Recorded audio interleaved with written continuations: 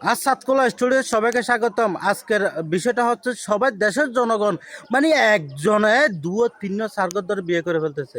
অথচ না, আমি মাজানি হুজুরকে কিছু বলতেছি না। মাজানি হুজুর স্বার্থ আছে, সামর্থ্য আছে, ইসলামের সাতটা বিয়ে করার পর্যন্ত জায়েজ আছে, উনি করতেছেন, ওনাকে নিয়ে আমি বলতেছি না। আমি বলতে চাচ্ছি আমার লিডারকে নিয়ে। কারণ আমার লিডারের একজন রানিং প্রধানমন্ত্রী হওয়ার ক্যাপাসিটি রাখে, জনকল্যাণ পার্টির সম্মানিত চেয়ারম্যান। উনি একটু বিয়ে করতেছে না, 41 বছর চলে গেল তার গুরুত্বপূর্ণ জীবন থেকে। লিডার, আপনি বিয়ে করেন, দেশ নিয়ে চিন্তা ভাবনা সেটা আমাদের উপর ছেড়ে দেন, এটা আমরা চিন্তা ভাবনা করব। আপনি এখন বিবাহ করে নিজের জীবনটা কিভাবে সাজাবেন সেটা একটু ফোকাস দেন। কারণ মানুষ বেশি দিন বাঁচে না তো।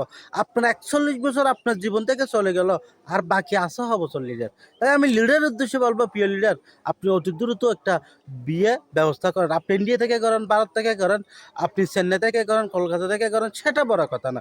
আপনি বাংলাদেশ থেকে করেন বা নোয়াখালী থেকে করেন, যেখানে ইচ্ছে সেখান থেকে আপনি বিয়েটা করেন। সেটা হচ্ছে আমার কথা। যদি বোতলে যদি মাল ফুরে গেলে লিটার, আপনার কি হবে আপনার অবস্থা? তাই আমি বলবো আপনাকে বিয়ে করার জন্য, নইলে তো একেবারে চরম পর্যায়ে হতাশা।